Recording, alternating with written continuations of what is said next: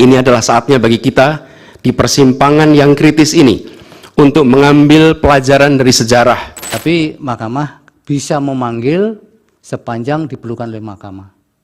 Bisa jadi yang diusulkan tadi memang diperlukan juga. Namun pemohon gagal dalam membuktikan baik secara kuantitatif dan juga bagaimana narasi-narasi utopis yang dibentuknya terkait dengan tatanan ideal konsepsi dan pengaturan sistem pemilu. Halo sahabat Kompas TV, dalam sepekan terakhir ini banyak berita yang menjadi sorotan publik.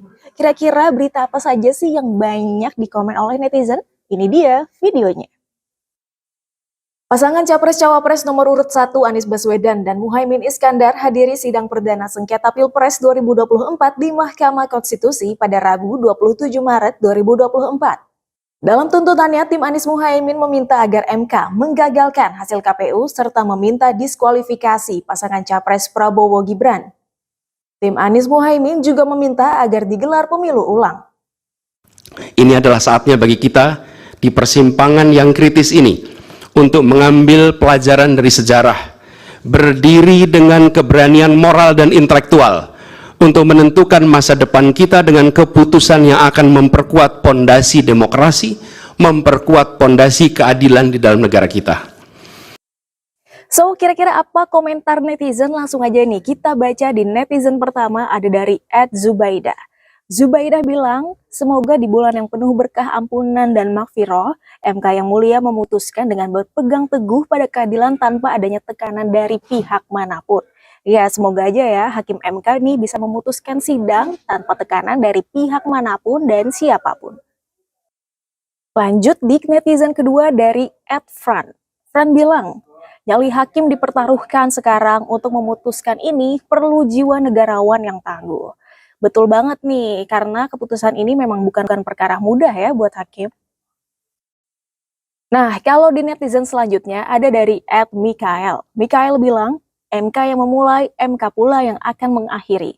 Semoga majelis penuh menjunjung tinggi integritasnya. Ada harapan nih dari netizen yang satu ini, semoga hakim bisa menjunjung tinggi integritasnya.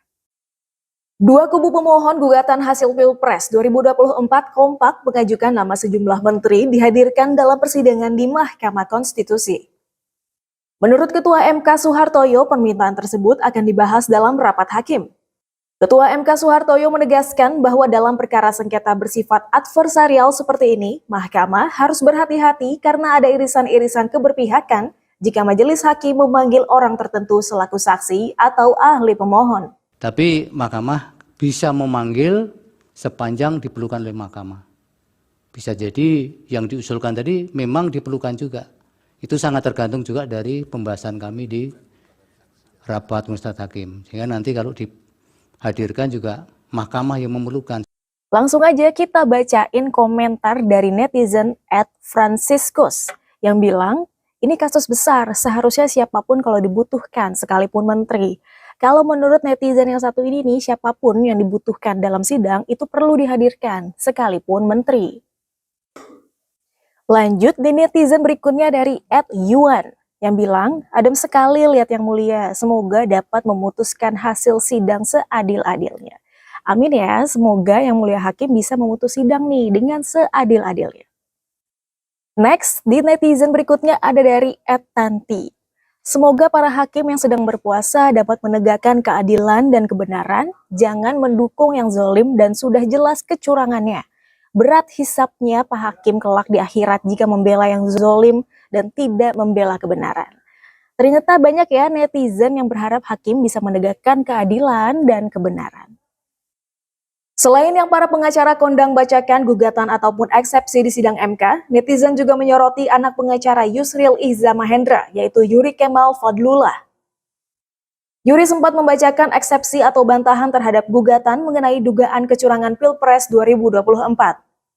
Yuri sampaikan pihak pemohon sama sekali tidak memberikan dasar yang dihitungkan, alih-alih malah hanya mendalilkan hal kualitatif terkait dugaan kecurangan pemilu oleh beberapa pihak dalam bentuk narasi. Sedangkan narasi bukan bukti hukum dalam sidang MK. Namun pemohon gagal dalam membuktikan baik secara kuantitatif dan juga bagaimana narasi-narasi utopis yang dibentuknya terkait dengan tatanan ideal konsepsi dan pengaturan sistem pemilu dapat secara merta dan cuma-cuma menganulir 96.214.691 suara pemilih pihak terkait yang melalui serangkaian proses pemilu yang sudah dinyatakan sebagai suara sah.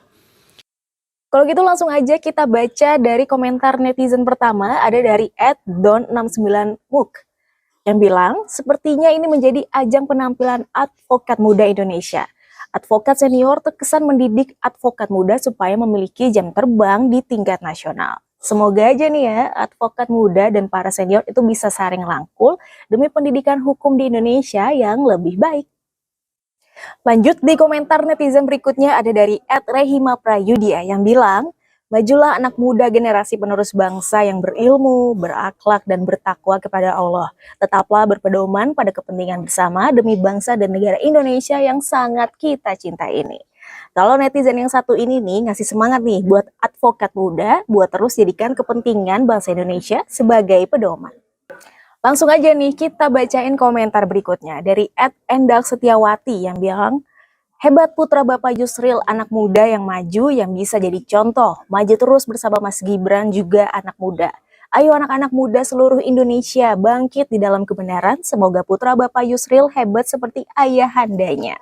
Wah, ternyata Yuri juga banyak nih dapat semangat dari netizen biar bisa ikutin jejak sang ayah.